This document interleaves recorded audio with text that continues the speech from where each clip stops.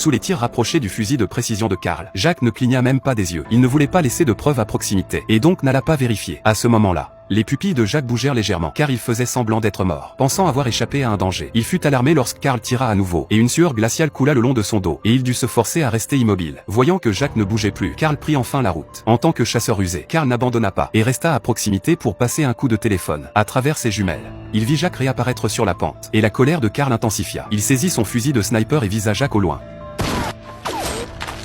Mais la distance était trop grande, et plusieurs tirs ne firent que ricocher, et il pouvait seulement regarder Jacques se cacher derrière des rochers. Karl se hâta de prendre sa voiture et le poursuivit. À ce moment-là, Jacques se traînait vers une grotte, et à l'intérieur se trouvait une source que seul lui et sa petite amie connaissaient. Mais en entrant dans la grotte, il réalisa que l'eau, autrefois abondante, était maintenant tarie. Dans un élan de désespoir, Jacques tomba dans la grotte, et sa dernière lueur d'espoir s'évanouit. Il n'avait plus aucune chance. À l'extérieur de la grotte, Karl continuait à faire pression avec un mégaphone, et les deux hommes restèrent face à face jusqu'à la nuit, dans un état de semi-conscience. Jacques eut l'impression d'entendre des gouttes d'eau, en raison des grands écarts de température entre le jour et la nuit. Une petite flaque d'eau s'était formée près de la source. Jacques s'en approcha et but à vide. Après s'être réhydraté, Jacques sortit discrètement de la grotte. Profitant du moment où Karl s'éloigna pour se soulager, il se glissa près de la voiture, et chercha un téléphone sans le trouver. Il prit en revanche un vêtement, et referma doucement la portière. En revenant, Karl remarqua que la portière n'était pas correctement fermée, et comprit immédiatement qu'il se passait quelque chose. Il devina alors que Jacques était derrière la voiture. Il savait que son adversaire, jeune et en pleine forme, ne serait pas son égal dans un combat rapproché, et décida soudain d'allumer le moteur de la voiture, et accéléra en marche arrière. Heureusement, le châssis du véhicule tout-terrain était élevé, et Jacques, couché au sol,